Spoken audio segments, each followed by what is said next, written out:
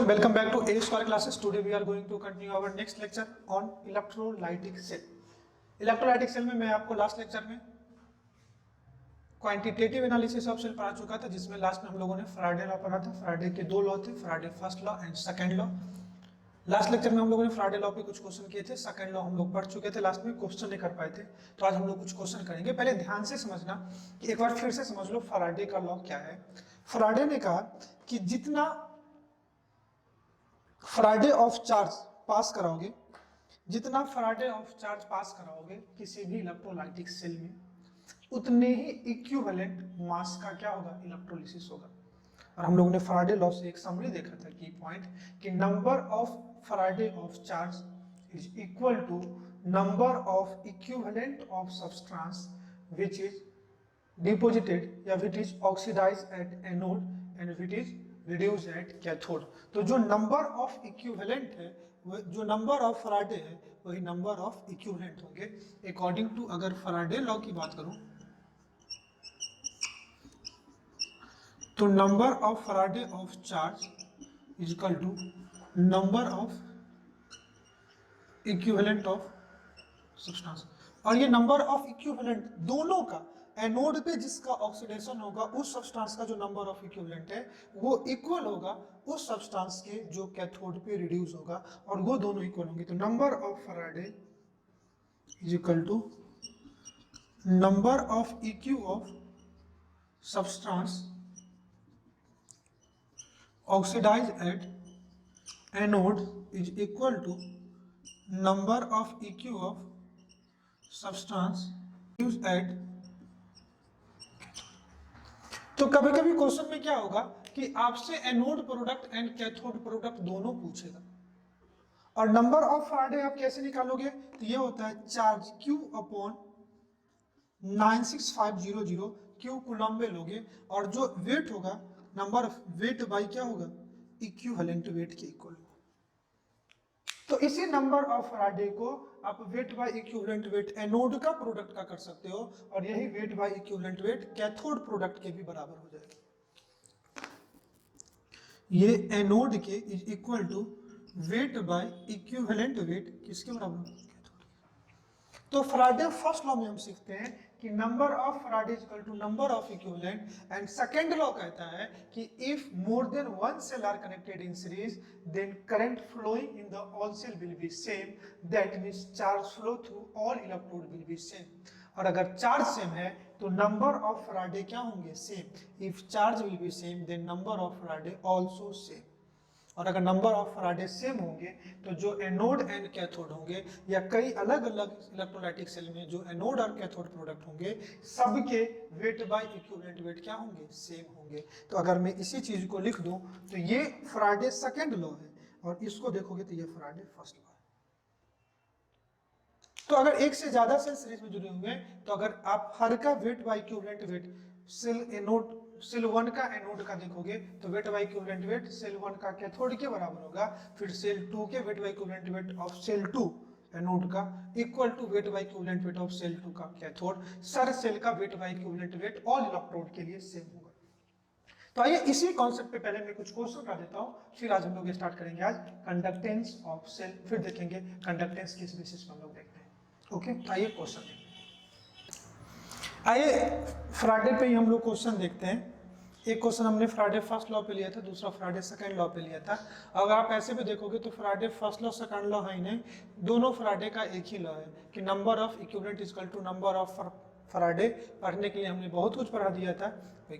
और number of equivalent कैसे निकालोगे, वेट बाय इक्विवेलेंट वेट। और इक्विवेलेंट वेट कैसे निकालोगे, तो ज्यादातर यहाँ पे सब्सटेंस आपको क्या मिलेंगे, acid, base and salt. Acid के केस में एन फैक्टर क्या होगा, तो जो एसिड जितने H प्लस डोनेट करेंगे वही उसका एन फैक्टर होगा, बेस जितने OH माइनस डोनेट करेंगे वही उसका एन फैक्टर होगा, और सॉल्ट पे या कैटायन या एनायन पे जितने चार्ज होंगे उसी को उसका क्या बोलते हैं, एन फैक्टर।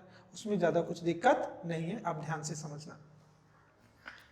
कह रहा है if same current is pass through a solution of silver nitrate, एक सिल्वर नाइट्रेट सॉल्यूशन है, दूसरा क्यूप्रिक सॉल्ट है। अगर सिल्वर नाइट्रेट की बात करोगे तो सिल्वर नाइट्रेट की बात करोगे तो AgNO3। जब आप एज ए स्टूडेंट लेवल पे इस क्वेश्चन को सॉल्व करोगे तो इसी तरह आपको करना है। और दूसरा क्यूप्रिक सॉल्ट, तो क्यूप्रिक सॉल्ट मतलब आपको कैटायन दे देखा है, मतलब कॉपर का कोई भी सॉल्ट है। और आप जानते हो कॉपर दो वैलेंसी शो करता है, एक Cu+1, दूसरा Cu+2, इसको बोलते हैं क्यूप्रस और इसको बोलते हैं क्यूप्रिक। तो यहाँ पे क्यूप्रिक सॉल्ट है मतलब Cu+2 की बात की गई है। और इस केस में बात करोगे AgNO3, तो इसमें क्या है, Ag+ सिल्वर +1 में है और नाइट्रेट -1 में है। Cupric salt containing in series, तो देखो दो इलेक्ट्रोलाइट सीरीज में है तो दोनों में सेम करंट पास करा रहे हो। तो कह रहे हैं if weight of silver deposited is 1.08 ग्राम, तो इस केस में कैटाइन कैथोड पे है तो इसका क्या हो रहा है, रिडक्शन। और इसके रिडक्शन का जो वेट है ये 1.08 ग्राम दे रखा है बेटा आपको। तो पूछा है कितना क्यूपरिक आयन मिलेंगे क्यूपर डिजोन, तो इसका जब रिडक्शन होगा तो आपको क्यूपर सॉलिड में एज ए कैथोड प्रोडक्ट पूछा है तो इसका क्या निकला है, वेट निकालना है। तो अगर फैराडे फर्स्ट लॉ से देखेंगे तो अगर दोनों सेल में सेम करंट पास करा रहे हो तो दोनों में सेम चार्ज होंगे, तो दोनों के लिए नंबर ऑफ फैराडे क्या होंगे, सेम। तो number of equivalent of Ag+ is equal to number of equivalent of cupric ion. मैं डायरेक्ट फॉर्मूला भी ड्राइव करा चुका हूं, लेकिन मैं चाहता हूं एक बार थोड़ा फिर से कर लो कि आपको प्रैक्टिस हो जाए। तो मैं इसको लिख सकता हूं, number of equivalent of Ag+ is equal to number of EQ of Cu+2।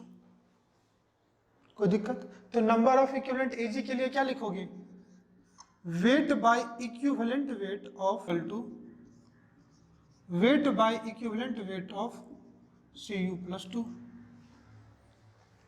तो कॉपर का सिल्वर का वेट आपको निकालना है, तो सिल्वर का वेट दिया हुआ है Ag का 108, तो 1.08 अपॉन, देखो इक्विवेलेंट वेट कैसे निकालते हो, molecular weight by n factor, और आयन के केस में सिल्वर का चार्ज कितना है +1, तो इसका n फैक्टर +1 हो जाएगा, तो ये हो जाएगा 108/1 इज इक्वल टू, इसका वेट निकालना है तो इसका वेट अपॉन इसका इक्विवेलेंट वेट कितना 63.5, इक्विवेलेंट वेट क्या होगा, molecular weight by n factor, और इसका चार्ज कितना है तो 2।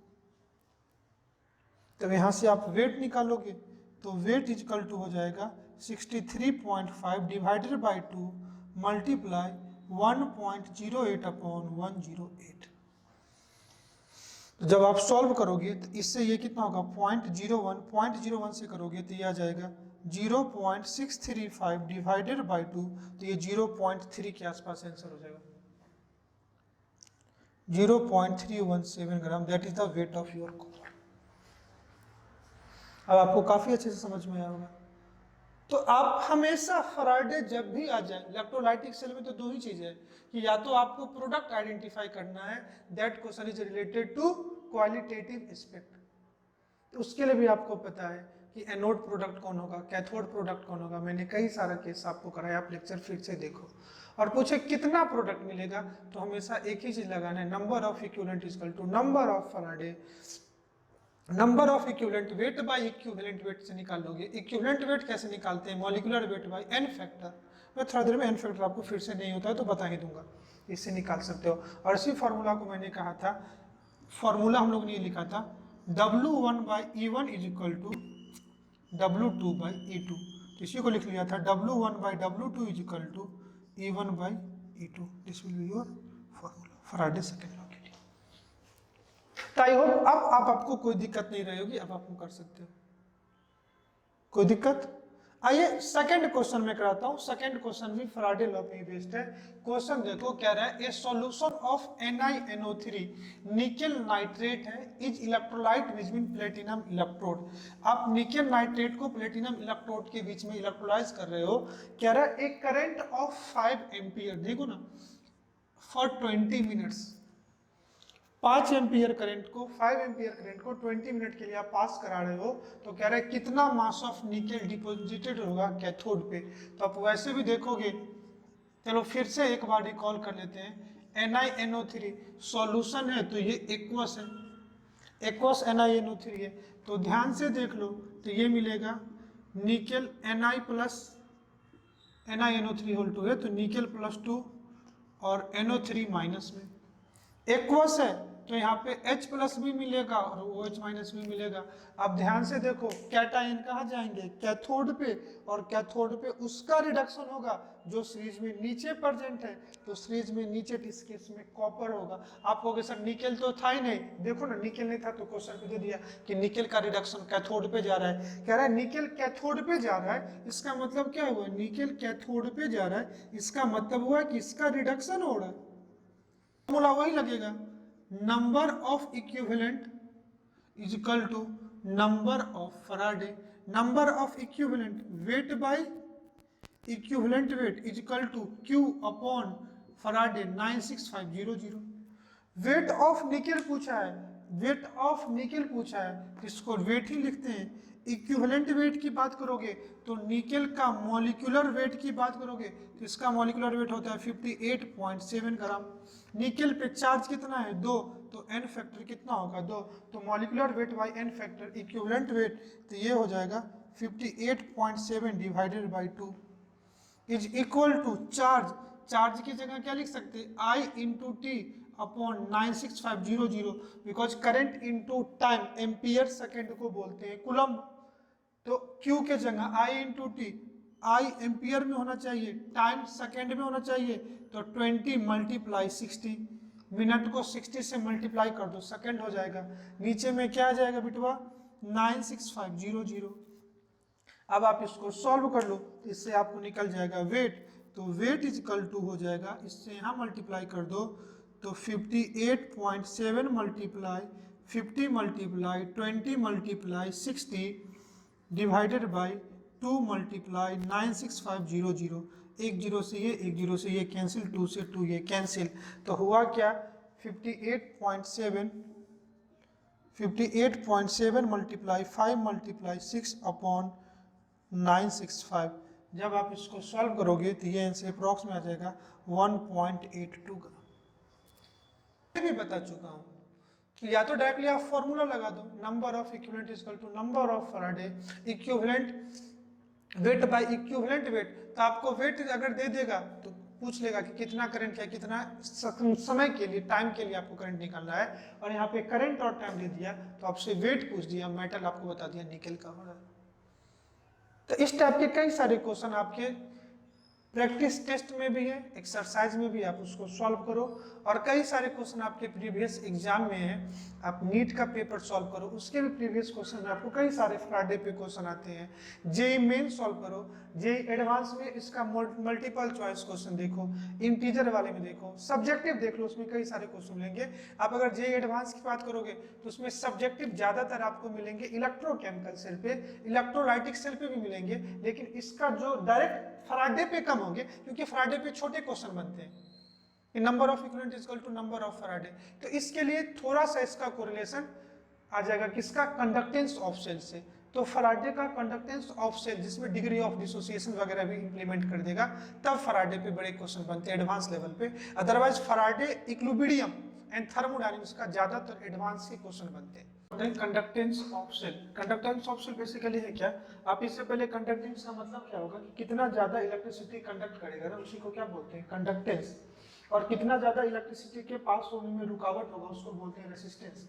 तो अगर मैं बोलता हूँ conductance of cell, electrolytic cell में बेसिकली क्या हो रहा था कि किसी दो इलेक्ट्रोड को आप किसी इलेक्ट्रोलाइटिक सॉल्यूशन में डिप कर रहे थे और उसको बाद में किसी एक्सटर्नल वोल्टेज से आप उसको कनेक्ट कर रहे थे, due to passing of current ion move कर रहे थे, अपोजिट आयन एक दूसरे इलेक्ट्रोड के पास मूव कर रहे थे, कैटायन कैथोड के पास जा रहा था और एनायन एनोड के पास जा रहा था।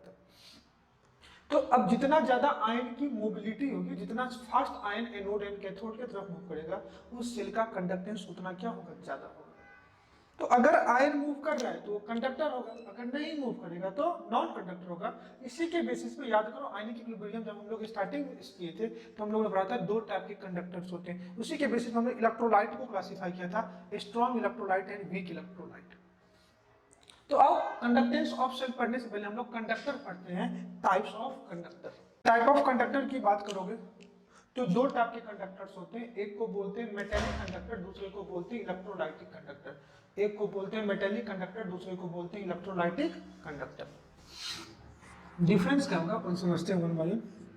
इसको बोलते हैं इलेक्ट्रोलाइटिक कंडक्टर और दूसरे को बोलते हैं मेटेलिक। डिफरेंस क्या होगा ध्यान से देखना। In metallic conductor conductance is due to flow of electron. जैसे आप देखो ना इलेक्ट्रिक वायर वगैरह में जो इलेक्ट्रॉन मूव कर रहा है, करंट मूव कर रहा है, तो उसमें इलेक्ट्रॉन मूव करते हैं। लेकिन अब जब हम लोग इलेक्ट्रोलिसिस करा रहे थे या इलेक्ट्रोकेमिकल से लो इलेक्ट्रोलाइटिक से लो, इस केस में जो करंट मूव कर रहा था due to flow of ion. तो अपने केमिस्ट्री में करंट का फ्लो आयन के मूव करने से होता है, आयन में चार्ज है। एंड फिजिक्स में जो आप करंट का फ्लो होता है due to flow of electron. तो वन बाय वन हम लोग पढ़ते हैं। पहले मैं मेटेलिक पढ़ा देता हूँ क्योंकि अपने सिलेबस में तो इलेक्ट्रोलाइटिक कंडक्टर को अपने केमिस्ट्री में पढ़ना है। तो इसमें लिखना मेटेलिक, इसमें क्या होगा due to flow of electron, और यहां क्या होगा due to flow of ions. तो आप फर्स्ट हेडिंग डालो मेटेलिक कंडक्टर, इसमें लिखना मेटेलिक कंडक्टर। फर्स्ट पॉइंट लिखना flow of current occur due to flow of electron. Flow of current occur due to flow of electron. second point no chemical decomposition take place on passing electricity. no chemical decomposition take place on passing electricity. अगर आप electricity को पास कराओगे तो किसी भी conducting wire वगैरह में आप देखते हो कि 100 साल बाद भी वायर की थिकनेस जो है वही रहती है, कोई केमिकल डिकम्पोजिशन नहीं होता है। वायर का वेट ना तो लॉस कम होगा ना तो ज्यादा होगा, उसमें कोई मेटल के वेट पे कोई फर्क नहीं पड़ता है। नेक्स्ट पॉइंट, थर्ड पॉइंट लिखना in metallic conductor resistance is due to. In metallic conductor resistance is due to obstacle provided.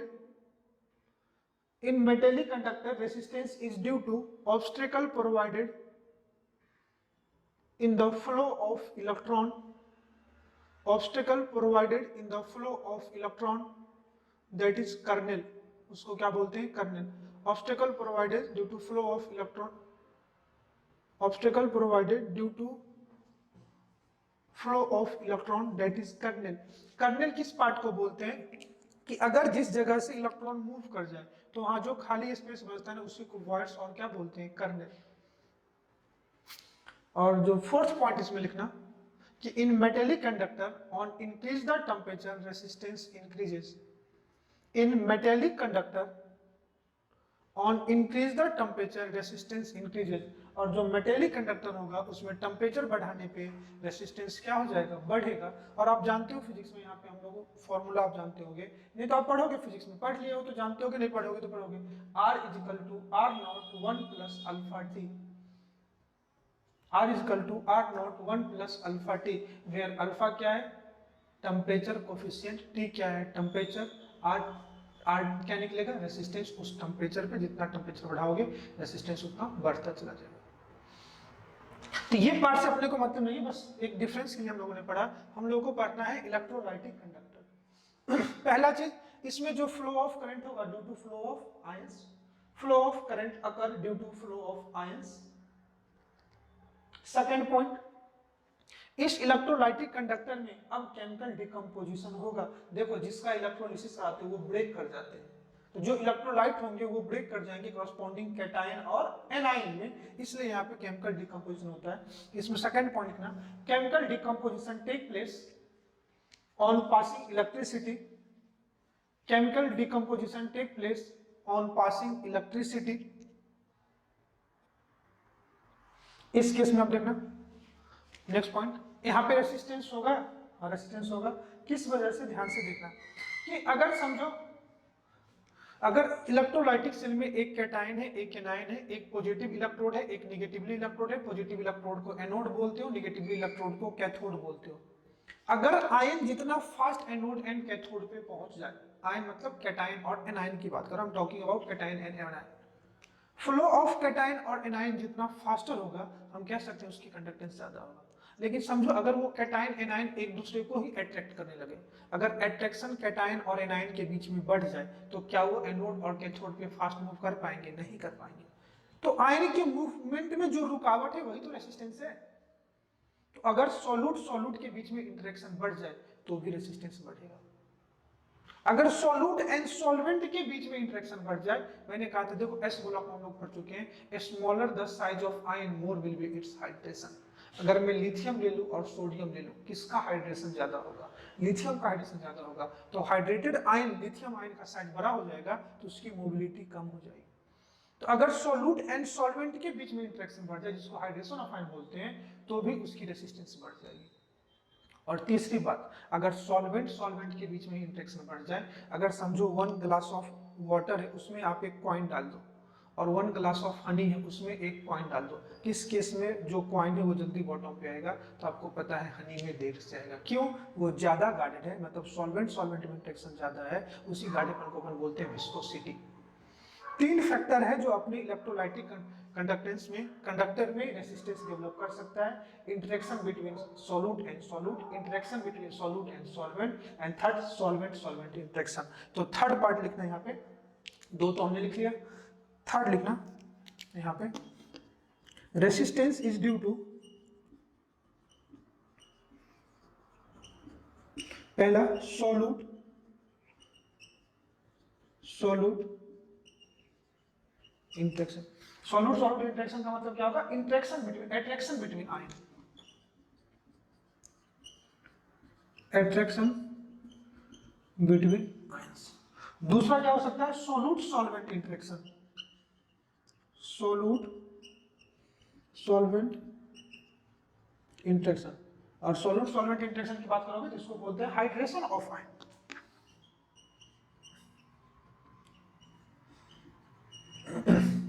और तीसरा बात करूं तो solvent solvent interaction, solvent solvent interaction, इसको बोलते हैं विस्कोसिटी, विस्कोसिटी ऑफ। और ये तीनों फैक्टर है जो रेसिस्टेंस क्या हो जाएगा? डेवलप करेगा। अब तीनों चीज में देखो, इस केस में टेम्परेचर बढ़ाने पे रेसिस्टेंस बढ़ रही थी, लेकिन इस चीज में अगर टेम्परेचर बढ़ाओगे तो जितने भी काइंड ऑफ अट्रैक्शन है वो वीक होता जाएगा। और बच्चों, इस काइंड ऑफ अट्रैक्शन के वीक होने से होगा क्या? कि रेसिस्टेंस कम हो जाएगा। तो फोर्थ पॉइंट लिखना इलेक्ट्रोलाइटिक कंडक्टर में, on increase in temperature, on increase in temperature resistance decreases, on increase in temperature resistance decreases because due to increase in kinetic energy, because due to increase in kinetic energy all type of interaction decreases, because increase in kinetic energy all type of interaction decreases। और interaction कम हो जाएगा तो obviously उसकी conductance क्या हो जाएगी? बढ़ जाएगी। समझ में ना? और वैसे भी हम लोग सॉल्यूशन एंड कॉलिगेटिव प्रॉपर्टी में जब मैंने वेपर प्रेशर पढ़ाया था तो कहा था अगर टेम्परेचर बढ़ाओगे तो मॉलिक्यूल की काइनेटिक एनर्जी उसकी एवरेज काइनेटिक एनर्जी से बढ़ जाएगी, because kinetic energy is equal to 3/2 kT। Kinetic energy is directly proportional to temperature. और वैसे भी आप एंट्रोपी से भी जानते हो कि टेम्परेचर बढ़ाओगे तो मॉलिक्यूल में रेंडमनेस बढ़ेगी, और रेंडमनेस बढ़ने पे एस्केपिंग टेंडेंसी बढ़ जाती है। ठीक है, तो ये अपना था types of conductor, electrolytic conductor जो अपनी केमिस्ट्री में डील करेंगे, और ये था मेटेलिक कंडक्टर जो अपन फिजिक्स में, आपको फिजिक्स में पढ़ाया जाएगा। पूरा इलेक्ट्रोडायनेमिक्स में आपको इलेक्ट्रोस्टैट, फिर करंट इलेक्ट्रिसिटी, फिर मैग्नेटिज्म, ये पूरा पार्ट पढ़ाया जाएगा। तो करंट इलेक्ट्रिसिटी में आपको यही सब पढ़ाया जाएगा। फिर करंट इलेक्ट्रिसिटी में कई सारा टर्म्स आप ऑलरेडी 9th से भी सुन के आते हो, कि और जो पढ़ चुके हैं, कई लोग पढ़ चुके भी होंगे। तो यहाँ पे आता है resistance, conductance, resistivity, conductivity. Same ये टर्म हम लोगों के यहाँ भी आते हैं। अगर करंट फ्लो करेगा तो उसमें कुछ ना कुछ उसका कंडक्टेंस होगा, कुछ ना कुछ ऑब्स्टेकल होगा जो रेसिस्टेंस डेवलप करेगा। रेसिस्टेंस एक पार्टिकुलर सॉल्वेंट के लिए देखोगे, एक particular volume of amount of solvent के लिए देखोगे तो उसको बोलते हैं specific resistance, that is resistivity. Conductance एक पार्टिकुलर अमाउंट ऑफ सॉल्वेंट के लिए, इलेक्ट्रोलाइट के लिए देखोगे, सॉल्वेंट इन द सेंस में इलेक्ट्रोलाइट की बात कर रहा हूँ यहाँ पे, तो उसको बोलते हैं क्या? कंडक्टिविटी। फिर 1 मोल के लिए देखोगे तो उसको मोलर कंडक्टिविटी देखेंगे, 1 इक्विवेलेंट ऑफ इलेक्ट्रोलाइट के देखोगे उसको इक्विवेलेंट कंडक्टिविटी देखेंगे। तो कुछ जनरल टर्म्स रिलेटेड होते हैं, वहां पे हम लोग पढ़ते हैं। तो हेडिंग डालो, general terms related with, general terms related with conductance of resistance. Resistance की बात करोगे तो इसको आर से रिप्रेजेंट करते हैं। रिप्रेजेंट किससे करते हैं? आर से। और यूनिट क्या होता है इसका? ओम, या इसको ऐसे यहाँ पे जो भी जनरल टर्म्स मैं आपको पढ़ा दे रहा हूँ बहुत कंफ्यूजिंग होगा, बहुत तो नहीं लेकिन कभी कभी बच्चों के लिए कंफ्यूजन क्रिएट हो जाता है यहाँ पे, तो आप यूनिट को पकड़ के रखना। आप रेसिस्टेंस 8, 9, 10 से जानते हो कि आयन के फ्लो करने में जो ऑब्स्टेकल होता है, जो रुकावटें होती हैं, उसी को क्या बोलते हैं, रेसिस्टेंस। तो अब अपने केमिस्ट्री में तो आयन मूव करेंगे ना, इलेक्ट्रॉन मूव नहीं करेंगे ना, तो जो जो डिफिनेशन हम लोग इलेक्ट्रॉन्स के टर्म्स में कहते हैं, बस इलेक्ट्रॉन्स को यहाँ पे आयन से क्या कर देंगे, रिप्लेस कर देंगे। अगर फिजिक्स में इसको डिफाइन करते हैं तो हम लोग बोलते हैं obstacle provided in the flow of electrons, लेकिन अभी हम लोग का आयन मूव करेगा तो हम लोग डिफाइन करेंगे obstacle provided in the flow of ion. Ion के फ्लो करने में जो ऑब्स्टेकल होगा उसी को क्या बोलते हैं, रेसिस्टेंस। डिफाइन करेगा, it is defined as obstacle provided in the flow of ions. Ions. और अगर आप फिजिक्स की तरफ से देखोगे तो फिजिक्स में हम लोग यहाँ पे ओम्स लॉ देखते हैं, V is equal to I R, तो R इज इक्वल टू क्या हो जाएगा, V बाई आई। ये volt upon ampere, that is क्या बोलते हैं, ओम। तो अपने को याद नहीं रखना है, बस किसी भी आयन के मूव करने में जो ऑब्स्टेकल होगा उसी को रेसिस्टेंस बोलते हैं। R से रिप्रेजेंट करते हैं, यूनिट क्या होता है, ओम। सेकंड हम लोग देखते हैं कंडक्टेंस,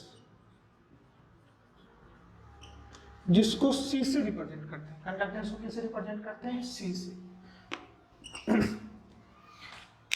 ये रुकावट है और ये सपोर्ट है। कंडक्टेंस में ना, it is reciprocal of resistance, it is reciprocal of resistance and defined as easiness with which ion can move, defined as easiness with which ion can move. It is reciprocal of resistance and defined as easiness with which ion can move. कितना easy ion move करेगा उसी को क्या बोलते हैं, conductance. तो ये C जो होगा, this is equal to 1 by R, और R का यूनिट क्या है, ओम। इसका यूनिट क्या हो जाएगा, यूनिट की बात कर लोगे आप बेटा तो यूनिट होगा ओम इनवर्स, 1 अपॉन ओम हो जाएगा ना, तो इसको लिखते हैं ओ इनवर्स, या इसी को ऐसे लिख देते हैं MHO, मोहो, या ऐसे। That is your unit. समझ में? थर्ड हम लोग पढ़ते हैं, third specific resistance. Specific resistance को एक और नाम से हम लोग जानते हैं, बोलते हैं रेसिस्टिविटी। रेसिस्टेंस क्या होता है, अगर आप फिजिक्स में पढ़े होंगे तो जितना ज्यादा लंबा वायर होगा, मतलब उस फ्लो इलेक्ट्रॉन को जितना ज्यादा डिस्टेंस ट्रेवल करेगा उसको उतना ज्यादा ऑब्स्टेकल मिलेगा, उतना ज्यादा रुकावट मिलेगा। अगर ऐसे भी सोचो कि मुझे यहां से वहां तक अगर 10 मीटर मूव करना है, तो मुझे इस वॉकिंग में जो लोग से कोलिजन होगा, मतलब कितने लोगों को मैं क्रॉस करूंगा, तो जितना ज्यादा डिस्टेंस ट्रेवल करूंगा उतना ज्यादा लोगों को मैं क्या करूंगा, इंटरेक्ट करूंगा। तो इंटरेक्शन ही क्या है, रुकावट है। अब तो मैं यहाँ से क्लास के लिए निकले और रास्ते में 2 दोस्त मिल गए, क्या हुआ, क्लास आने में वो रुकावट है ना। तो किस केस में तुम फास्ट मूव कर सकते हो, कि जब कम डिस्टेंस ट्रेवल करना पड़े तो कम लोगों के मिलने की चांसेस है। या दूसरा ऐसे सोच के देखो कि अगर एक क्राउडेड रास्ते से जा रहे हो तो ज्यादा लोग मिल सकते हैं, कि एक सुनसान रोड से जा रहे हो तो ज्यादा लोग मिल सकते हो। तो रोड जितना खाली होगा आपको रुकावट कम मिलेगी। तो रेसिस्टेंस कब ज्यादा होगा, जितना ज्यादा डिस्टेंस करोगे तब रेसिस्टेंस मिलेगा, और जितना क्राउडेड लोग होंगे, रास्ता होगा, उतना ज्यादा आपको रुकावट ज्यादा मिलेगा। आप फिजिक्स में भी पढ़ते हो कि अगर मैं रेसिस्टेंस की बात करूं, इसी को मैं समझाता हूं, ध्यान से देखना। रेसिस्टेंस की बात करोगे तो resistance is directly proportional to length of wire, और दूसरा आप देखोगे तो resistance is inversely proportional to area of cross section of wire. जितना लंबा वायर में इलेक्ट्रॉन, जितना लार्ज डिस्टेंस इलेक्ट्रॉन को फ्लो करना पड़ेगा, उसका ऑफर्ड रेसिस्टेंस ज्यादा होगा, और जितना बड़ा क्रॉस सेक्शन एरिया होगा रेसिस्टेंस कम होगा। इतना समझ रहे हो? तो इन दोनों को एक साथ आप क्या लिख सकते हो, R is directly proportional to L by A। और इसी प्रोपोर्शनलिटी कांस्टेंट को हटाने के लिए हम लोग एक नया कांस्टेंट लाते हैं, जिसको बोलते हैं R is equal to rho L by A, and that consistence is called as specific resistance, या इसी को बोलते हैं रेसिस्टिविटी, और इस रो को बोलते हैं रेसिस्टिविटी। तो एक चीज यहां से आपको समझना पड़ेगा, R is equal to rho L by A। तो आप कहोगे सर हम लोग तो करंट बेसिकली पढ़ नहीं रहे, फिजिक्स का पार्ट तो पढ़ नहीं रहे कि वायर का लेंथ ले, area of cross section of wire ले। तो अपने केमिस्ट्री में बेसिकली हम तो इलेक्ट्रोलाइटिक सेल पढ़ रहे हैं ना जी। तो इसमें सर एल और ए किस चीज को रिप्रेजेंट करेगा? तो आइए, तो अभी तो मैंने सिर्फ रेसिस्टिविटी पे आया कि रेसिस्टिविटी होता क्या है। तो रेसिस्टेंस लेंथ एंड एरिया की directly ratio upon L by A की डायरेक्टली प्रोपोर्शनल रेसिस्टेंस होता है, और उसी प्रोपोर्शनलिटी कांस्टेंट को हटाने के लिए हमने क्या लिखा? रो। अब इस चीज को समझते हैं, ध्यान से देखना कि एल और ए क्या है। समझो मैं एक सेल बना देता हूँ, इलेक्ट्रोलाइटिक सेल अब तक जो जानते थे। इलेक्ट्रोलाइटिक सेल में पहले क्या करते थे? एक मेटल इलेक्ट्रोड को डिप कर देते थे, यही करते थे ना। तो समझो इसमें एक मेटल इलेक्ट्रोड में डाल दे रहा हूँ। आप कभी घर में बैटरी वगैरह देखे हो तो ऐसा नहीं है कि मेटल इलेक्ट्रोड कुछ इस टाइप से होता है। अगर देखो ना, मेटल इलेक्ट्रोड कुछ इस टाइप से होंगे। अगर आप सामने से देखोगे तो आपको यही दिखेगा, लेकिन आप ऐसे देखोगे तो आपको ये दिखेगा। ये एक स्क्वायर में होता है मेटल इलेक्ट्रोड। हम लोग इस टाइप के प्लेट को डालते हैं इलेक्ट्रोड के टर्म्स में, लेकिन 2D में हम लोग ऐसे बना देते थे। लेकिन ये आपका मेटल इलेक्ट्रोड होगा, और ये इसका एरिया है उस इलेक्ट्रोड का, जो इलेक्ट्रोलाइट में जो इलेक्ट्रोड डाल रहे हो ना, वो उसका सरफेस एरिया होता है। इस टाइप से हम लोग देखते हैं। तो होगा क्या कि इस मेटल इलेक्ट्रोड में मैं एक्चुअली इलेक्ट्रोड दिखा रहा हूं, तो मुझे सरफेस एरिया कुछ इस टाइप से लेना पड़ेगा। ये आपका इलेक्ट्रोड है, तो ये आपका सेल है, और इसको किस, ये आपका क्या है? एनोड। ये आपका क्या है? कैथोड, बिकॉज ये नेगेटिव टर्मिनल और ये पॉजिटिव टर्मिनल। अब इस केस में जो आयन है, आइदर कैटायन और एनायन है, तो ये क्या है? C प्लस और A माइनस। एनायन एनोड की तरफ जाएगा, कैटायन कैथोड की तरफ जाएगा। ध्यान से इसको थोड़ा सा एज्यूम करो, एजम्पशन समझ में आ जाएगा। ये आपका एक इलेक्ट्रोड है, ध्यान से देखो, और ये आपका एक इलेक्ट्रोड है, ध्यान से देखो। तो इन दोनों के बीच का गैप जितना ज्यादा होगा, आयन को समझो, ये आपका कैथोड है, ये आपका एनोड है, यहाँ कोई आयन है, तो इसको इतना डिस्टेंस ट्रेवल करना पड़ेगा इस एनोड तक आने के लिए। तो किस आयन को सबसे ज्यादा डिस्टेंस ट्रेवल करना पड़ेगा? अगर ये एनोड है, तो जो आयन कैटायन के पास है, उस इस एनोड तक आने के लिए ज्यादा डिस्टेंस ट्रेवल करेंगे। और इन दोनों के बीच का डिस्टेंस जितना ज्यादा मैं बढ़ाते चला जाऊंगा, यही क्या है? लेंथ बिटवीन द इलेक्ट्रोड या डिस्टेंस बिटवीन द इलेक्ट्रोड। उस आयन को ज्यादा रेसिस्टेंस मिलेगी। और दूसरा, अगर मैं इलेक्ट्रोड का साइज इस साइज का लूं, तब ज्यादा आयन आएंगे, कि इलेक्ट्रोड इस साइज का लूं तब ज्यादा आयन आएंगे। यही area of cross section of electrode है। जितना बड़ा इलेक्ट्रोड का एरिया होगा, वो इलेक्ट्रॉन उतना आते जाएंगे। ध्यान से देखो ना, कि अगर मैं छोटे साइज का इलेक्ट्रोड लेता, समझो इलेक्ट्रोड का साइज अपना ये होता, मैं आपको थोड़ा सा दिखा, तब ये आयन को ज्यादा डिस्टेंस ट्रेवल करना पड़ता। लेकिन अगर इलेक्ट्रोड का साइज है, तो ये आयन को इतना ही डिस्टेंस ट्रेवल करना पड़ता। तो ये जो ए हम लोग बोलते हैं, यही है एरिया ऑफ इलेक्ट्रोड। और इन दोनों के जो बीच का डिस्टेंस है, that is called L, gap या डिस्टेंस बिटवीन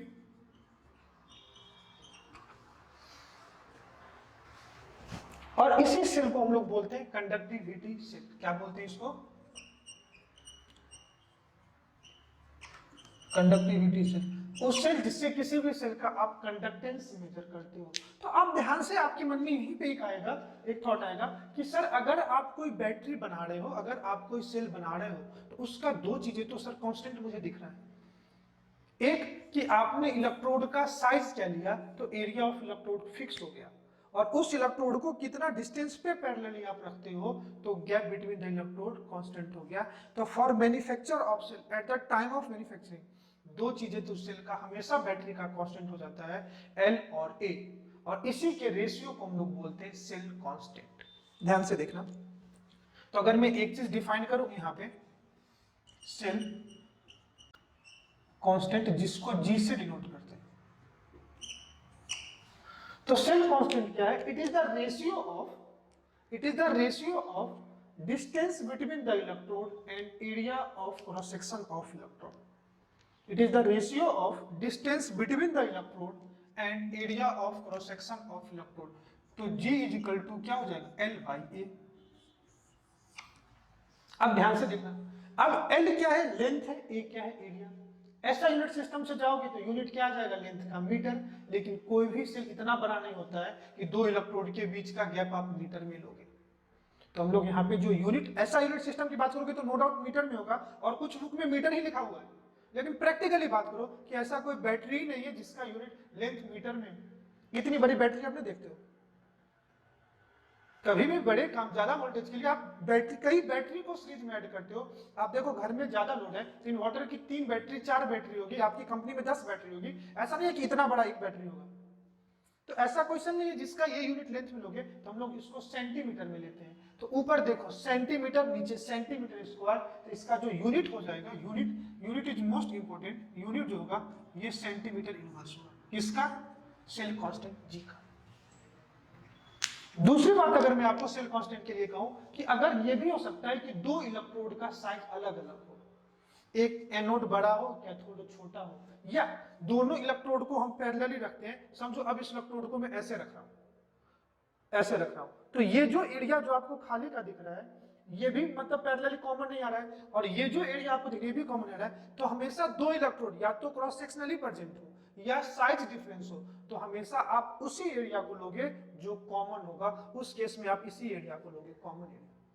नेक्स्ट पॉइंट आप लिखना, एक नोट करके यहाँ पे, if both the electrode having different size, then we consider common area of both the electrode, then we consider common area of both the electrode। इतना समझ में आ गया? तो इसी के साथ थोड़ा सेल कांस्टेंट आया था वो मैं बना दिया। वापस से हम लोग बैक टू आती है resistivity. Resistivity R is equal to क्या था, रो L बाई ए। यहां से मैं रो की वैल्यू निकालता हूं, तो रो इज इक्वल टू क्या हो जाएगा, इस फॉर्मूले से आप देखो, रो इज इक्वल टू आ जाएगा resistance into area upon length, resistance into A by L. तो इसके यूनिट पे अगर मैं जाऊं, यूनिट, तो रेसिस्टेंस का क्या हो जाएगा, ओम, और सेंटीमीटर स्क्वायर अपॉन सेंटीमीटर, तो ये क्या हो जाएगा, ओम सेंटीमीटर। समझ में आया? ये किसकी यूनिट है, रेसिस्टेंस की यूनिट है। क्या होता है यूनिट, ओम सेंटीमीटर। इतना समझ में आ गया? अब इसको डिफाइन कैसे करें, अब तक हमने रेसिस्टिविटी को डिफाइन कैसे नहीं किया, बस हम लोग आए हैं कि रेसिस्टिविटी होता है। अब ध्यान से देख लो कि इफ, मैं एक एग्जांपल बता रहा हूं, इफ कि समझो इस दोनों इलेक्ट्रोड के बीच का गैप 1 सेंटीमीटर हो जाए, बड़े ध्यान से देखना। तो if length between the electrode is 1 centimetre and इस इलेक्ट्रोड का जो एरिया ऑफ क्रॉस सेक्शन है वो भी 1 सेंटीमीटर स्क्वायर हो जाए, मतलब इस इलेक्ट्रोड का लेंथ इंटू विड्थ भी 1 सेंटीमीटर इंटू 1 सेंटीमीटर हो जाए, तो और एरिया ऑफ इलेक्ट्रोड भी कितना हो जाएगा, 1 सेंटीमीटर की स्क्वायर। तो एरिया मल्टीप्लाई लेंथ, अब दोनों इलेक्ट्रोड अभी मैंने सेम साइज का लिया है, तो ये 1 सेंटीमीटर स्क्वायर का एरिया मल्टीप्लाई देयर लेंथ, ये क्या जाएगा, वॉल्यूम। तो वॉल्यूम कितना आ जाएगा, एरिया मल्टीप्लाई लेंथ, तो 1 सेंटीमीटर क्यूब, और 1 सेंटीमीटर क्यूब को ही बच्चों हम लोग बोलते हैं 1 ml, तो ये कितना आ जाएगा, 1 ml। मतलब इस दोनों इलेक्ट्रोड के बीच का अगर वॉल्यूम कितना आ जाएगा, 1 ml आ जाएगा। इन दोनों इलेक्ट्रोड के बीच का जो वॉल्यूम ऑफ इलेक्ट्रोलाइट होगा वो n ml होगा, 1 ml होगा। तो अगर उस केस में ध्यान से देखो कि ये भी कितना हो जाएगा, A1, ये भी कितना हो जाएगा, 1, तो अगर ये दोनों 1 1 हो जाएगा तो रेसिस्टिविटी है वो रेसिस्टेंस के इक्वल हो जाएगा। ये जो रेसिस्टिविटी है वो रेसिस्टेंस के इक्वल हो जाएगा जब ये पार्ट आपका 1 हो जाए, और ये पार्ट 1 कब होगा, जब इस इलेक्ट्रोड का एरिया 1 सेंटीमीटर स्क्वायर हो और दोनों के बीच का लेंथ 1 सेंटीमीटर हो, मतलब पूरा का पूरा इसके बीच का जो वॉल्यूम आ गया वो 1 ml आ गया। तो मैं कह सकता हूं ना कि उस 1 ml इलेक्ट्रोलाइट से जो ऑफर्ड रेसिस्टेंस होगा, the total number of ion present in this 1 ml of electrolyte and the resistance offered by that 1 ml solution is called as resistivity। मतलब ये जो रेसिस्टिविटी है वो 1 ml सॉल्यूशन इलेक्ट्रोलाइट से जो ऑफर्ड रेसिस्टेंस होगा उसी को क्या बोलते हैं, रेसिस्टिविटी। अब आपको समझ में आ रहा होगा ना, तो लिख लो, resistivity is defined as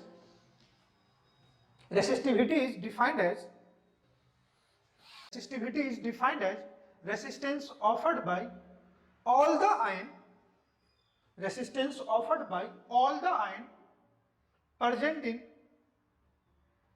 1 ml of solution, all the ion present in 1 ml of solution, और उसी one ml सॉल्यूशन में जो जितने आयन है उससे जो ऑफर्ड रेसिस्टेंस होगा ना उसी को बोलते हैं स्पेसिफिक रेसिस्टेंस। क्यों? क्योंकि वो पार्टिकल उस 1 ml ऑफ इलेक्ट्रोलाइट के लिए। एक बार फिर से देखना कि अगर इन दोनों के बीच का इलेक्ट्रोड का लेंथ 1 ml हो जाए, गैप 1 ml हो, 1 सेंटीमीटर हो जाए और area of cross section 1 centimetre square हो जाए, तो उन दोनों के बीच का वॉल्यूम कितना आया? 1 ml। तो ये पूरा पार्ट 1 by 1 हो गया। तो उस 1 ml में जो रेसिस्टेंस है उसी को क्या बोलते हैं? रेसिस्टिविटी। अब आपको समझ में आया? तो रेसिस्टिविटी को रिप्रेजेंट किससे करते हैं? तो रो से रिप्रेजेंट करते हैं, इसको बोलते हैं रो। तो रेसिस्टेंस को आर से रिप्रेजेंट करते हैं, कंडक्टेंस को सी से रिप्रेजेंट करते हैं, यूनिट ओम इनवर्स, इसका unit ohm. Then resistance sorry specific resistance, या इसी को क्या बोलते हैं? रेसिस्टिविटी। यूनिट क्या हो जाएगा? तो यूनिट होगा ओम सेंटीमीटर। समझ में आया? तो नेक्स्ट हेडिंग डालिए आप, कंडक्टिविटी। हम लोग देखते हैं स्पेसिफिक कंडक्टेंस, इसी को क्या बोलते हैं? कंडक्टिविटी। जैसे रेसिस्टेंस से रिलेटिव हमने रेसिस्टिविटी देखा था, वैसे कंडक्टेंस का क्या देखेंगे? कंडक्टिविटी। रेसिस्टिविटी क्या था? क्योंकि 1 ml सॉल्यूशन में जितने आयन प्रेजेंट थे उससे जो ऑफर्ड रेसिस्टेंस होगा उसको बोलते थे रेसिस्टिविटी। तो कंडक्टिविटी क्या बोलेंगे? कि conductance produce by all the ion present in 1 ml of solution, that is called as conductivity।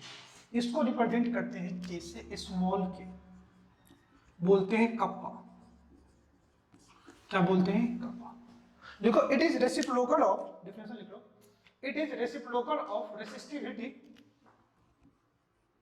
K is equal to 1 upon rho। It is reciprocal of resistivity and defined as conductance of all the ion present in, defined as conductance of all the ion present in 1 ml of solution। It is reciprocal of resistivity and defined as conductance of all the ion present in 1 ml of solution। तो जब इसको लिखोगे तो K is equal to क्या जाएगा? 1 upon R into A by L। तो L ऊपर चला जाएगा तो इसको लिखोगे 1 by R into L by A। 1 by R क्या था? C, और L बाई A क्या है? सेल कांस्टेंट G, और इसी को क्या बोलते हैं? K। तो अपन कह सकते हैं कि K क्या है? Conductivity is equal to C क्या है? कंडक्टेंस मल्टीप्लाई G क्या है? Cell constant. तो नेक्स्ट बताते हैं इसका यूनिट क्या होगा? यूनिट ये 1 बाई आर, तो इसका यूनिट क्या हो जाएगा? Ohm inverse. और सेल कांस्टेंट का यूनिट क्या होगा? सीमेन इनवर्स, सेंटीमीटर। तो ओम सेंटीमीटर, और ओम सेंटीमीटर को यहाँ क्या, ओम इनवर्स को क्या लिखते हो? महो सेंटीमीटर इनवर्स, और इसी को हम लोग लिखते हैं डायरेक्टली सीमेंस सेंटीमीटर इनवर्स। ज्यादातर आपको ये यूनिट मिलेगा। समझ में आया? तो हमने देखा क्या? Resistance, conductance, resistivity and conductivity represent किससे करते हैं? के क्या पढ़ते हैं? कप्पा। और conductivity is equal to conductance multiply cell constant. इतनी चीजें आपको समझ में आई? नेक्स्ट हम लोग देखते हैं मोलर कंडक्टिविटी। भी किसी चीज के आगे मोलर लग जाए, मतलब 1 मोलर के लिए, the conductivity of all the ion produced by 1 mole of electrolyte, उसी को क्या बोलेंगे? Molar conductivity. और इसको रिप्रेजेंट करते हैं लैम्डा से, और मोलर के लिए क्या लगा दिए? m, लैम्डा m से रिप्रेजेंट करते हैं, इसको बोलते हैं लैम्डा।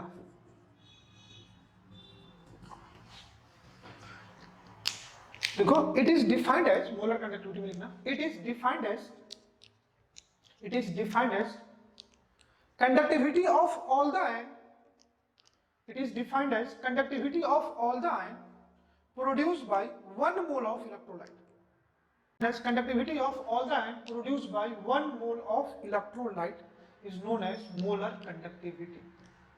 अब ध्यान से समझना, समझो आपको all the ion का क्या मतलब हुआ? समझो आपको मोलर कंडक्टिविटी ऑफ NaCl निकालना है, लैम्डा m ऑफ NaCl, ऐसे लिखते हैं, लैम्डा m ऑफ NaCl निकालना है।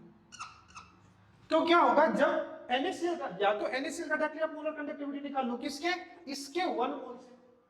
या दूसरा हम लोग क्या करते हैं कि ऑल द आयन मतलब molar conductivity lambda M of sodium ion plus lambda M of chloride ion.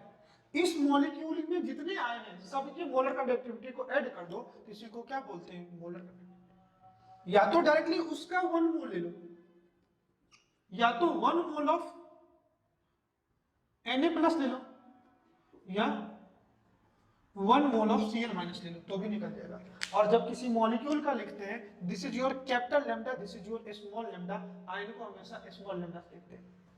ये पार्ट हम लोग आगे पढ़ेंगे कोलरॉस लॉ में, अभी हम लोग उससे डिफाइन नहीं करना है। अभी हम लोग सिर्फ कंडक्टिविटी को फॉर 1 मोल पढ़ रहे थे, दैट इज मोलर कंडक्टिविटी।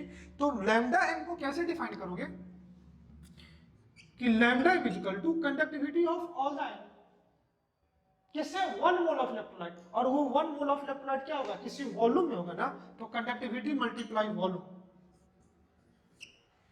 ये लैम्डा एम क्या है, मोलर कंडक्टिविटी, के क्या है, कंडक्टिविटी। किसके लिए 1 मोल, तो ये वॉल्यूम आपको वो वॉल्यूम लेना पड़ेगा जिसमें 1 मोल ऑफ इलेक्ट्रोलाइट होगा। इसको हम लोग बोल सकते हैं ये volume of solution in ml having 1 mole of, आपको वो वॉल्यूम लेना पड़ेगा जिसमें 1 मोल ऑफ इलेक्ट्रोलाइट हो। समझ में आया। अब किसी भी क्वेश्चन में जनरली देखना, अकॉर्डिंग टू माय एक्सपीरियंस आपको डायरेक्टली वॉल्यूम नहीं दिया जाएगा, आपको क्या दे सकता है, कंसंट्रेशन। तो आपको कंसंट्रेशन को वॉल्यूम के टर्म में लाना पड़ेगा, और वो भी वो वॉल्यूम जिसमें 1 मोल ऑफ इलेक्ट्रोलाइट है। ध्यान से सोचना, आपको समझ में आ जाएगा। अगर मैं फॉर एग्जांपल ले लूं, बोल दूं 1 मोलर 1 m, मतलब क्या हो गया, 1 मोलर सॉल्यूशन। आप 1 मोलर सॉल्यूशन मतलब क्या समझते हो, 1 mole of solute presenting 1 litre of solution. बड़े ध्यान से देखना, 1 molar solution what does it mean, it means 1 mole of solute presenting 1 litre of solution. उसी को मैं कह सकता हूं 1 mole of solute presenting 100 ml of solution. इसको आप कह सकते हो 1 mole of solute presenting 1000 ml of solution. अगर 1 मोलर है तो अब मैं इसी को ले लेता हूं m मोलर या सी मोलर। क्या लिख सकता हूं, सी मोलर। सी मोलर को क्या कहोगे, C mole of solute presenting 1 litre of solution, that means C mole of solute presenting 1000 ml of solution. तो इसको लिखोगे C mole of solute presenting 100 ml of solution. तो मुझे वो सॉल्यूशन का वॉल्यूम है जिसमें 1 मोल हो, तो सी मोल 1000 ml में, तो 1 मोल कितने में हो जाएगा बेटा, तो 1000 by C ml of solution. और 1000 बाई सी वो वॉल्यूम है जिसमें 1 मोल ऑफ इलेक्ट्रोलाइट प्रेजेंट है। और सी क्या है, कंसंट्रेशन। सी क्या है, कंसंट्रेशन। तो इसी v को अगर मैं रिप्लेस कर दूं तो लैम्डा m इक्वल टू हो जाएगा 1000 इंटू के बाई सी। आप हम लोग बार बार इसी फॉर्मूला को यूज करेंगे। लैम्डा m इक्वल टू हो जाएगा 1000 इंटू के बाई सी। आपको डायरेक्टली वॉल्यूम दे दिया तो हमने उस वॉल्यूम को से रिप्लेस कर दिया जिसमें 1 मोल ऑफ इलेक्ट्रोलाइट है, और वो वॉल्यूम कितना है, 1000 बाई सी। तो v की जगह डाल दिया 1000 बाई सी। तो मोलर कंडक्टिविटी इक्वल टू आ गया 1000 इंटू के अपॉन सी। कितने समझ में आए, लैम्डा m इक्वल टू आ गया 1000 इंटू के बाई सी, या इसी को बोल सकते हो, लोग उसी को मोलरिटी बोल सकते हैं, एक ही चीज है, 1000 into K by molarity. Unit देख लो, ये कौन सा वॉल्यूम है, ml में वॉल्यूम है, तो ये क्या हो जाएगा, मोल पर लीटर ऑफ सॉल्यूशन। तो mole upon 1000 ml of solution. देखो ना, ये था ना 1000 ml में है ना, तो K का यूनिट क्या था, K क्या था, कंडक्टिविटी। इसका यूनिट था सीमेंस सेंटीमीटर इनवर्स, और नीचे में मोल पर ml। ml को क्या लिख सकता हूं, सेंटीमीटर क्यूब। ml को क्या लिख सकता हूं, सेंटीमीटर क्यूब। तो आ जाएगा siemens centimetre inverse upon mole upon centimetre cube. Centimetre cube ऊपर चला जाएगा तो सेंटीमीटर क्यूब, और -1 कितना, सेंटीमीटर स्क्वायर। तो आ जाएगा siemens centimetre square per mole, that will be your unit. समझ में आ गया। तो इसी के पैरेलली आपको एक और चीज मैं बता देता हूं, इक्विवेलेंट कंडक्टिविटी। ये conductivity of all the ion present in 1 mole of from 1 mole of electrolyte, वहां पे आ जाएगा 1 इक्विवेलेंट ऑफ इलेक्ट्रोलाइट। तो इसी के पैरेलल में आपको नेक्स्ट पढ़ा दूं तो ये आ जाएगा 6th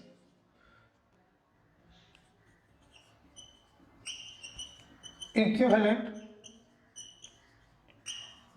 कंडक्टिविटी, जिसको लैम्डा इक्यू बोलते हैं। इसको बोलते हैं, अगर मैं इसको बोलूं तो इसको लैम्डा इक्यू बोलते हैं। देखो, it is defined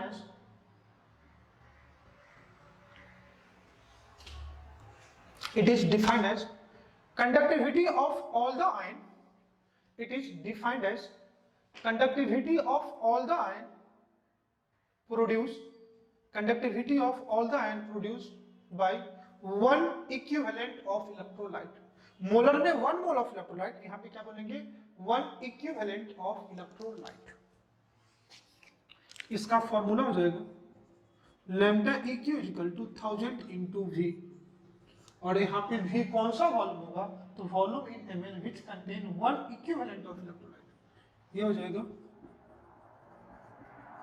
volume in ml which contain 1 equivalent of electrolyte, और वॉल्यूम किस में लेना है, ml में लेना। और इसको जब रिप्लेस करोगे जैसे लाइक मोल के थ्रू, तो वॉल्यूम कितना आ जाएगा 1000 बाई नॉर्मेलिटी। इसको यहां पुट कर दो तो लैम्डा इज इक्वल टू क्या हो जाएगा 1000 इंटू के बाई नॉर्मेलिटी। कोई दिक्कत, आपको इतना समझ में आ रहा होगा।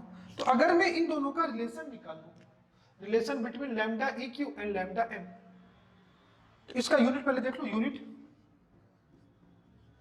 यूनिट तो ये क्या हो जाएगा सीमेंस सेंटीमीटर स्क्वायर। बस यहाँ पे पर मोल है तो यहाँ पे पर क्या होगा इक्विवेलेंट, पर मोल है तो क्या हो जाएगा पर इक्विवेलेंट, पर मोल है तो क्या हो जाएगा पर इक्विवेलेंट। आई होप आपको समझ में आ रहा होगा। Lambda EQ conductivity of all the ion present in 1 equivalent of electrolyte, तो K इंटू वॉल्यूम मोल लेना है ml में, जिसमें 1 इक्विवेलेंट ऑफ इलेक्ट्रोलाइट हो। तो जैसे 1 मोलर सॉल्यूशन तो 1 मोल इन 1 लीटर, तो 1 नॉर्मल सॉल्यूशन 1 इक्विवेलेंट इन 1 लीटर, 1 इक्विवेलेंट इन 1000 ml। तो अगर कोई n नॉर्मल सॉल्यूशन है तो n mole of electrolyte present in 1000 ml of solution, तो 1 मोलर कितने में होगा 1000 बाई n में, तो इसे 1000 बाई n निकाल दिया हुआ। तो आप डायरेक्टली इनके बीच में क्या कर सकते हो, निकाल सकते हो। तो अगर मैं इन दोनों के बीच में एक रिलेशन फाइंड आउट करने की कोशिश करूं, आप लिख लो इसको, ये लिख चुके होगे तो मैं मिटाता हूं थोड़ा। तो अगर मैं एक रिलेशन बताऊं EQ है ना, EQ इन दोनों के बीच में सुन lambda m by lambda EQ, तो क्या हो जाएगा 1000 into K by molarity, 1000 into K by, तो 1000 इंटू के कैंसिल, तो ये क्या आ जाएगा बेटा नॉर्मेलिटी बाई मोलरिटी, और नॉर्मेलिटी बाई मोलरिटी इसी को क्या बोलते हैं एन फैक्टर। आप जानते होंगे कि नॉर्मेलिटी इज इक्वल टू होता है मोलरिटी मल्टीप्लाई एन फैक्टर, तो सिमिलरली एन फैक्टर के इक्वल है, तो lambda m is equal to lambda EQ multiply क्या एन फैक्टर। तो अगर दोनों में से कोई एक आप निकाल लिए, तो अगर लैम्डा EQ निकाल लिए तो n फैक्टर से मल्टीप्लाई कर दो तो लैम्डा m निकल जाएगा, और लैम्डा m को n फैक्टर से डिवाइड कर दो तो क्या निकल जाएगा लैम्डा EQ। n फैक्टर क्या है, n फैक्टर मैं कई बार बता चुका हूं, अभी तो ध्यान से देख लो। अगर आपको n फैक्टर को लेकर के कोई कंफ्यूजन है तो यहाँ पे जो इलेक्ट्रोलाइट होगा ना, n फैक्टर हम लोग मोल 2 में मैं रिडॉक्स रिएक्शन में काफी ज्यादा डिटेल्स में पढ़ चुका हूं। अगर यहाँ पे अपने काम के तो मैं 2 मिनट में बताऊंगा, आपको सब समझ में आ जाएगा। यहाँ पे n फैक्टर बेसिकली जो इलेक्ट्रोलाइट होंगे they can be either acid हो सकते हैं, बेस हो सकते हैं, या बच्चों सॉल्ट हो सकते हैं। तो एसिड के केस में जो n फैक्टर होगा वो जितना H प्लस आयन डोनेट करेगा, number of H plus ion donated पर मॉलिक्यूल ऑफ एसिड, तो ये जितना H प्लस आयन डोनेट करेगा number of H plus ion, वही उसका क्या हो जाएगा n फैक्टर। इस केस में number of OH minus ion, और सॉल्ट के केस में कैटायन या एनायन पे जो टोटल चार्ज होगा total charge on either cation और एनायन, उस यही सबको क्या बोलते हैं, एन फैक्टर। अगर कोई एसिड है तो एक एसिड के मॉलिक्यूल जितने H प्लस डोनेट कर सकते हैं वही उसका एन फैक्टर होगा। बेस के केस में बेस जितना OH माइनस डोनेट करेगा वही उसका एन फैक्टर होगा। और सॉल्ट के केस में सॉल्ट को ब्रेक करो और कैटायन और एनायन पे जितना चार्ज होगा वही उसका क्या होगा, एन फैक्टर। तो समझ में आ गया। तो ये कुछ जनरल टर्म थे इलेक्ट्रोलाइटिक सेल से रिलेटेड। कौन कौन से टर्म थे एक बार जरूर याद रिकॉल करना आप, और आपको उसके यूनिट याद होने चाहिए रिप्रेजेंटेशन। तो जिसमें हमने सबसे पहला पढ़ा resistance represented by R, unit ohm. Conductance represented by C, unit ohm inverse, जिसको महो बोलते हैं। देन था resistivity, R is equal to rho L upon A, तो रो इज इक्वल टू आ गया R into A by L. तो ohm centimetre को क्या बोलते हैं, रेसिस्टिविटी रिप्रेजेंट करते हैं रो से। देन आएगा कंडक्टिविटी, कंडक्टिविटी को किसे रिप्रेजेंट करते हैं, के से, तो conductivity is equal to conductance multiply cell constant, K is equal to 1 by rho into L by A. Unit क्या था, सीमेंस पर सेंटीमीटर, रिप्रेजेंट के से करते हैं। ये रेसिस्टिविटी का जस्ट उल्टा था। फिर हम लोगों ने पढ़ा molar conductance, 1 mole of electrolyte से जो कंडक्टेंस होगा उसी को क्या बोलते हैं, molar conductance. Lambda is equal to 1000 into K upon C. Then पढ़ा equivalent conductance, from 1 mole of 1 equivalent of electrolyte, conductivity produced by 1 equivalent of electrolyte, that is called as equivalent conductivity. lambda equal to 1000 into k upon normality, और दोनों को lambda m या lambda m upon lambda molar conductivity upon equivalent conductivity is equal to क्या आ जाएगा, n factor। इससे आप relation निकाल सकते हैं। ठीक है, तो अगर कोई इलेक्ट्रोलाइटिक सॉल्यूशंस है जिसका मुझे कंडक्टिविटी मेजर करना पड़े, बेसिकली कंडक्टिविटी किसका मेजर कर रहे हो आप, ये सब जो है जो इलेक्ट्रोलाइटिक सेल में जो इलेक्ट्रोलाइट सॉल्यूशन है उसी का मेजर करना है ना। तो अगर किसी इलेक्ट्रोलाइटिक सेल का अगर मुझे कंडक्टिविटी मेजर करना पड़े तो कैसे मेजर करेंगे, तो आइए ऑलरेडी नोमकल आपके सारे सॉल्व होंगे इसी पे। तो हेडिंग डालिए measurement of conductivity of any, measurement of conductivity of any given solution. Any electrolytic solution की कितनी कंडक्टिविटी होगी उसी को हम लोग मेजर करते हैं। तो क्या करते हैं, एक इलेक्ट्रोलाइटिक सेल लेते हैं और देखते हैं कि उसको कैसे मेजर करते हैं। पहले एक मैं इलेक्ट्रोलाइटिक सेल मेजर बना देता हूं।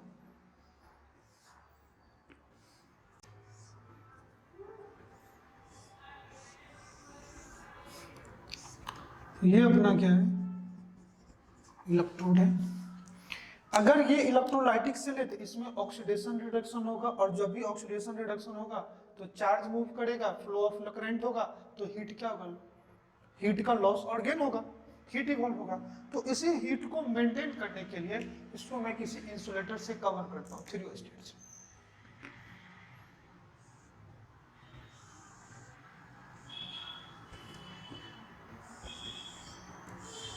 ये जो है थ्रियोस्टेट टू मेंटेन कांस्टेंट टेम्परेचर। तो ये क्या करेगा, कांस्टेंट टेम्परेचर को क्या करेगा, मेंटेन करेगा। इसमें जो सॉल्वेंट लेते हैं वाटर, इसको बोलते हैं कंडक्टिविटी वाटर, जिसको हम लोग लेते हैं यहाँ जो डालते हैं कंडक्टिविटी वाटर।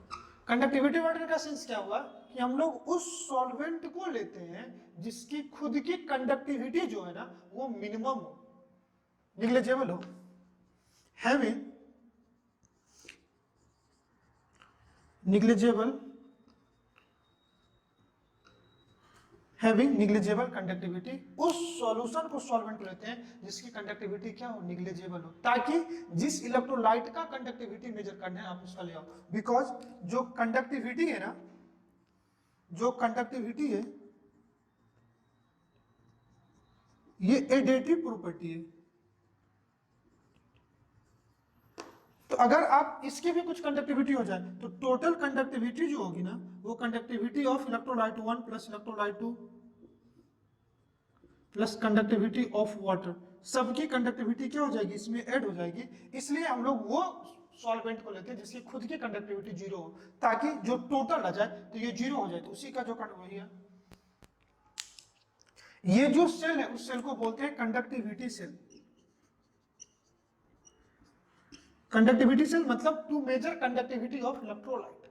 और कोई भी अगर सेल है तो इस कंडक्टिविटी सेल का एक चीज तो नोन है, नोन क्या है, इसका सेल कांस्टेंट, मतलब सेल कांस्टेंट मतलब क्या, इसका L बाई ए का जो रेशियो है ये नोन है, ठीक है। अब इस सेल को मैं क्या करता हूं, अब मुझे क्या करना है, इस सेल का कंडक्टिविटी मेजर करना है। तो अगर मैं इसको किसी डीसी सोर्स से एक्सटर्नल वोल्टेज से जोड़ दूं तो एनोड पे ऑक्सीडेशन, कैथोड पे रिडक्शन होगा। अब मैं चाहता हूं कि ऑक्सीडेशन रिडक्शन नहीं हो, इसलिए मैं इसको किसी एसी सोर्स से ऐड करता हूं। एसी सोर्स मतलब कुछ इस टाइप से ऐड करता हूं, ध्यान से देखिए।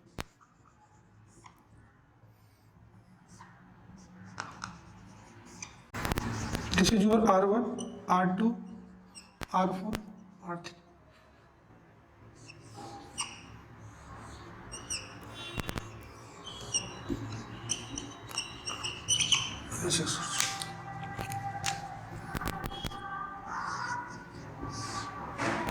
ये अपना एक एसी सोर्स है जिसको मैंने लिया है विट। एसी सोर्स क्यों लेते हैं मैं बता देता हूं, इसको इससे और इसको इससे कनेक्ट किया।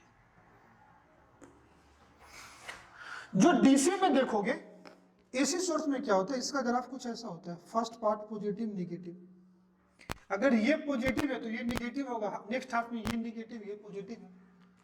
तो अगर ये पॉजिटिव है तो ये निगेटिव, ये एनोड ये कैथोड, तो फिर नेक्स्ट साइकिल में ये कैथोड ये एनोड हो जाएगा। मतलब जितना ऑक्सीडेशन हुआ उतना इस पे क्या हो जाएगा, रिडक्शन। मतलब ऑक्सीडेशन रिडक्शन नहीं होगा, इलेक्ट्रोड पे कोई ऑक्सीडेशन रिडक्शन नहीं होगा। To avoid oxidation reduction that's why we use AC source. तो मैं चाहता हूं कि एसी सोर्स क्यों लिया, टू अवॉइड रिडक्शन, इसलिए मैंने क्या लिया, सोर्स। और ये जो अरेंजमेंट इसको बोलते हैं विट स्टोन ब्रिज। और विट स्टोन ब्रिज अगर ये इक्विलिब्रियम पॉइंट पे होगा, एट इक्विलिब्रियम पॉइंट, तो ये होता है R1 by R2 is equal to R3 by R4। तो इससे अपने को क्या चाहिए, रेसिस्टेंस। इससे अपने को क्या चाहिए, रेसिस्टेंस। तो यहां से R3 इज इक्वल टू क्या हो जाएगा, R1 into R4 by R2, याद रखो। तो अपने को चाहिए क्या, इस सेल का कंडक्टिविटी मेजर करना है ना, तो conductivity K is equal to conductance into cell constant. अब सेल कांस्टेंट तुमको पता है, आपको चाहिए क्या, कंडक्टेंस। और जो कंडक्टेंस C है ये C is equal to 1 by क्या हो जाएगा, R3। और इस कनेक्शन से आप R3 अगर निकाल लोगे तो यहाँ पे पुट कर दोगे, तो K is equal to 1 by R3 into G, that is your conductance of cell. तो किसी भी सेल में जो इलेक्ट्रोलाइटिक सॉल्यूशन आप डाल रहे हो तो उससे उसकी कंडक्टेंस कंडक्टिविटी क्या हो जाएगी, निकल जाएगी। तो इस मेथड के बेसिस पे आप किसी भी सेल का कंडक्टिविटी मेजर कर सकते हो। आपको एक चीज इसमें मुझे लगता है क्या नहीं समझ में होगा, तो यहाँ पे ये कनेक्शन क्या है, जब आप करंट पढ़ोगे, ये एक एसी सोर्स है, डीसी डायरेक्ट करंट होता है, एसी अल्टरनेटिव करंट होता है। उसमें टाइम के साथ पोटेंशियल चेंज होते रहता है, पॉजिटिव नेगेटिव पॉजिटिव नेगेटिव। लेकिन अगर ये डीसी होता ना तो पूरा टर्म पॉजिटिव होता है, ये भी पॉजिटिव ये भी पॉजिटिव। लेकिन एसी में जो एक साइकिल पॉजिटिव फिर नेगेटिव फिर पॉजिटिव फिर ये नेगेटिव होता है। तो कुछ जितने टाइम के लिए ये एनोड पॉजिटिव होगा उतने टाइम के लिए ये नेगेटिव फिर ये नेगेटिव ये पॉजिटिव, तो ऑक्सीडेशन रिडक्शन नहीं होगा। तो ना तो कोई हीट लॉस होगा ना ऑक्सीडेशन रिडक्शन में खर्च होगा। तो जो भी फ्लो फाइन होगा ना, सब कंडक्टिविटी क्या होगा, एक्यूरेट मेजर कर सकते हैं। अब यहां पर होगे विट स्टोन ब्रिज में क्या होता है, R1 by R2 equal to R3 by R4। ये R1 R2 R3, R1 R2 R4 known है, इसके रिस्पेक्ट में क्या निकालेंगे, R3। और ये जो रेसिस्टेंस निकला उसी का रेसिप्रोकल क्या होगा, इसका कंडक्टेंस। और conductivity equal to conductance multiply cell constant. और इस C के जगह में R3 की वैल्यू निकाल लूंगा तो आपसे क्या निकल जाएगा, कंडक्टिविटी। समझ में? तो अब होगा क्या, ध्यान से देखना। अब जितना चीज हम लोग पढ़ लेंगे इतना हम लोग निकाल चुके हैं।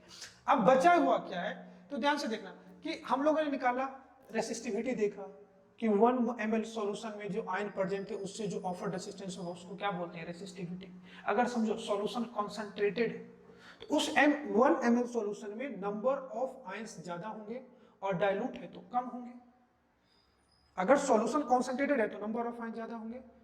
तो अगर सॉल्यूशन को मैं डाइल्यूट करूं, कंसंट्रेटेड करूं, तो कौन कौन सा चीजें डिपेंड करेगा, तो यही हम लोग पढ़ेंगे कि variation of resistance resistivity molar conductance molar conductivity on dilution, इसी चीज को पढ़ेंगे। और लास्ट में कॉल्वास लॉ पढ़ेंगे और देन उसका एप्लीकेशन। तो और एक छोटा सा पार्ट बच चुका है, बाकी ऑलमोस्ट हम लोग अपने सिलेबस को कंप्लीट कर चुके हैं। ठीक है। तो आज के लेक्चर में जो हम लोगों ने पढ़ा फैराडे से रिलेटेड, इसका जो भी क्वेश्चन होगा फैराडे से रिलेटेड क्वेश्चन होगा, आप इलेक्ट्रोकेमिकल से अच्छे से पढ़ना, आपको बहुत अच्छे अच्छे क्वेश्चन जेई के, बेसिकली मैं जेई एडवांस की अगर बात करूं तो आपको इक्विलिब्रियम से रिलेटेड, थर्मोडायनामिक्स से रिलेटेड एंड इलेक्ट्रोकेमिस्ट्री में इलेक्ट्रोकेमिकल इक्वेशन से रिलेटेड अच्छे क्वेश्चन आपको एडवांस के मिलेंगे। बाकी अगर जेई मेन नीट के लिए बात करोगे, आप स्कूल बोर्ड के नाम के लिए करोगे, तो फैराडे वगैरह पे हमेशा छोटे छोटे क्वेश्चन बनते हैं, कंडक्टेंस कंडक्टिविटी पे बनते हैं, मोलर कंडक्टेंस पे बनते हैं, इक्विवेलेंट कंडक्टिविटी पे बनते हैं, तो इसमें आपको छोटे छोटे क्वेश्चन मिलेंगे। एन फैक्टर की हेल्प से आप निकाल सकते हो। जो बच्चे नीट के लिए पढ़ते हैं, आप फैराडे एंड एन फैक्टर को बार बार पढ़ना, उस पर आपको बहुत सारे छोटे छोटे क्वेश्चन एमसीक्यू मिलेंगे। आप प्रीवियस ईयर क्वेश्चन सॉल्व करो, आपको खुद लगेगा जो मैं जो बोल रहा हूँ वो सही है या नहीं। आइए पहले मैं लेक्चर कंप्लीट करने से पहले कुछ क्वेश्चन करा देता हूँ, फिर आगे बढ़ेंगे। कुछ क्वेश्चन देखते हैं। क्वेश्चन कह रहा है resistance of conductivity cell containing 0.01 molar KCl solution. अब सबसे पहले क्वेश्चन 1 देखते हैं।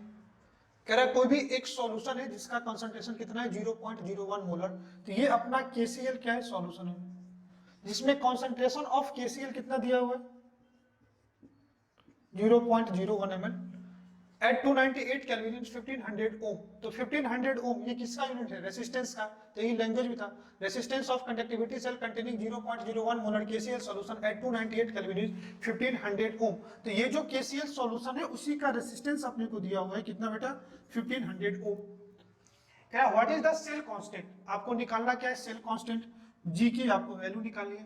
कह रहा if conductivity of 0.01 molar KCl solution, इसी सॉल्यूशन की कंडक्टिविटी दे रखी है आपको, देखो सीमेंस पर सेंटीमीटर, ये किसका यूनिट है कंडक्टिविटी, तो ये आ जाएगा 0.146 इंटू 10⁻³ सीमेंस पर सेंटीमीटर। ये आपको क्या दे रखा है, कंडक्टिविटी कापा की वैल्यू दे रखा है। तो आपको चाहिए क्या, सेल कांस्टेंट। तो ध्यान से देखो, conductivity K = C into G, conductivity = conductance multiply cell constant होता है। जी की वैल्यू डायरेक्टली दे रखी है और सी नहीं दिया हुआ है, तो ये क्या है, सी कंडक्टेंस है, तो कंडक्टेंस = होता है reciprocal of resistance multiply G = K। अब इस फॉर्मूले में आप ध्यान से देखो, K आपको गिवन है, रेसिस्टेंस गिवन है, और आपको निकालना क्या है, G, तो आप आराम से निकाल सकते हो। तो सेल कांस्टेंट G = आ जाएगा कंडक्टिविटी मल्टीप्लाई रेसिस्टेंस। अपन कभी भी इस टाइप के फॉर्मूले को याद नहीं रखेंगे, अपन कॉन्सेप्ट को याद रखेंगे। कॉन्सेप्ट यही था, conductivity = conductance multiply cell constant, और उसी पे हम लोग एक लाइन कर लेंगे, फॉर्मूला 50 याद नहीं रखेंगे, हर जितने कॉन्सेप्ट पढ़े उसी को याद रखेंगे। अब देखो K की वैल्यू दे रखी है, आप यूनिट कंपेयर करना सेंटी, अब ये क्या है, सेल कांस्टेंट, सेल कांस्टेंट का यूनिट क्या आता है, सेंटीमीटर इनवर्स। अगर यूनिट सही आ गया तो अपना काम सही है। देखो K की वैल्यू डाल दो, ये 0.146 इंटू 10⁻³ सीमेंस पर सेंटीमीटर, ये क्या है, ये क्या है, कंडक्टिविटी, मल्टीप्लाई रेसिस्टेंस की वैल्यू डाल दो 1500 ओम। जो सीमेंस है वो ओम इनवर्स को ही बोलते हैं ना, सीमेंस, ये जो सीमेंस इसका यूनिट ये भी तो लिख सकते हैं ना, ओम इनवर्स सेंटीमीटर इनवर्स। तो इस ओम से ये सीमेंस कैंसिल, तो देखो सेंटीमीटर इनवर्स आपको क्या आ गया आंसर। इसको अगर आप करोगे तो ये 1.5 इंटू 10⁻³ -3 और +3 आपका क्या हो गया, कैंसिल, तो ये आंसर आ गया 0.146 मल्टीप्लाई 1.5। जब इसको आप मल्टीप्लाई करोगे तो आंसर आ जाएगा 0.219 सेंटीमीटर इनवर्स। तो आप आराम से क्वेश्चन पढ़ना, क्वेश्चन की लैंग्वेज को देखना कि क्या गिवन है, क्या पूछ रहा है, और उसके बेसिस पे आप कॉन्सेप्ट लगाना। क्वेश्चन दिखने में बड़ा होगा, कॉन्सेप्ट वही छोटा है जो हम लोगों ने पढ़ा है। आप आराम से लिख लो इसको समझ करके, फिर हम लोग सेकंड क्वेश्चन देखते हैं। Conductivity of 0.2 molar solution of KCl at 298 kelvin is 0.248 centimetre siemens per centimetre. Siemens per centimetre किसका यूनिट है, कंडक्टिविटी। तो ध्यान से देख लो, K आपको गिवन है 0.248 सीमेंस पर सेंटीमीटर। इसलिए मैंने कहा था अगर आप कुछ कर सकते हो तो सिर्फ यूनिट ध्यान में रखो, यूनिट आपको पता है तो आपको कभी कंफ्यूजन होगा ही नहीं। कंडक्टिविटी ऑफ 0.2 मोलर, तो कॉन्सेंट्रेशन कितना दे दिया 0.2 मोलर, आपको क्या दिया भाई, क्या पता है, पूछा क्या है, मोलर कंडक्टिविटी। मैंने कहा भी था देखो, मोलर कंडक्टिविटी आपको जनरली कॉन्सेंट्रेशन गिवन है तो वॉल्यूम को आप कॉन्सेंट्रेशन के टर्म्स में ले आओ। वॉल्यूम क्या था, volume of solution in ml which contain 1 mole of electrolyte, और इसी वॉल्यूम को हम लोग 1000/c से रिप्लेस किया था। तो मोलर कंडक्टिविटी लैम्डा m = आ जाएगा 1000 इंटू के अपॉन कॉन्सेंट्रेशन सी। 1000 कांस्टेंट ही है, के की वैल्यू दे रखी है, कॉन्सेंट्रेशन दे रखी है, आप आराम से निकाल सकते हो। चलो मैं कैलकुलेट करके आपको फाइनल आंसर बताता हूँ। ये हो जाएगा 1000 मल्टीप्लाई 0.248 अपॉन 0.2। इस 1000 से इसको कैंसिल करोगे तो ये डेसिमल गायब हो जाएगा, तो आ जाएगा 248 अपॉन 0.2। जब इसको आप सॉल्व करोगे तो ये आ जाएगा, वो आपका ये 0.2 है तो 10 आ जाएगा ऊपर, तो 124। यूनिट क्या आ जाएगा मोलर कंडक्टिविटी का, siemens centimetre square per mole. This will be your. तो आपको इसी टाइप के छोटे छोटे क्वेश्चन मिलेंगे। इसमें से एक क्वेश्चन नीट का पूछा हुआ है, दूसरा जेईई मेन का पूछा हुआ क्वेश्चन है। तो नेक्स्ट क्लास में हम इसमें कई और सारे क्वेश्चन करेंगे।